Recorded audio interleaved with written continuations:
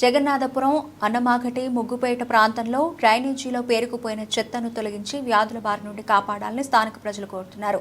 ఈ సందర్భంగా స్థానిక మహిళలు మాట్లాడుతూ డ్రైనేజీ నుంచి వచ్చే పురుగుల వల్ల ఇబ్బంది పడుతున్నామని, తమకే ఇలా ఉంటే ఇంట్లో చిన్నపిల్లల పరిస్థితి ఏంటని వారు వాపోయారు. చిన్నపాటి వర్షానికి డ్రైనేజీ నిండిపోయి మురుగునీరు ఇంట్లో చేరుతుందని, దీనిపై ప్రభుత్వం చర్యలు తీసుకుని ఎప్పటికప్పుడు డ్రైనేజీని శుభ్రం చేయాలని వారు కోరారు.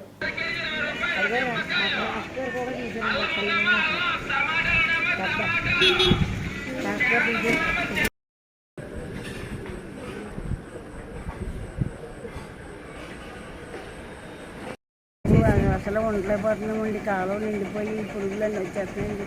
ఇళ్లలోకి రోజు డ్రైనేజీ చేస్తున్నాయండి. చాలా బాధలు పడుతున్నామండి పిల్లలతో. ఘాటి సుబ్రహ్మణ్యం గుడి ముగ్గురేట ఏంటి మాకు నీళ్ళు వచ్చేసి కాలువ నిండిపోయి పిల్లడిపోయి పిల్లలతో ఉన్నామండి. ఇంత పురుగులు వచ్చేస్తున్నాయి. మాకు జబ్బులు వచ్చేసి జాగ్రత్తలు వచ్చేసి నీళ్ళు పట్టించుకున్న నాది అప్పుడు లేదండి. మాకు లేదండి. ఆ కాలం నిండిపోయి చిన్న తిరిగి పడితే నీళ్ళు వచ్చేస్తుందండి ఇంట్లోకి. పిల్లలతో ఎలాగ ఉండమండి బాబు మేము.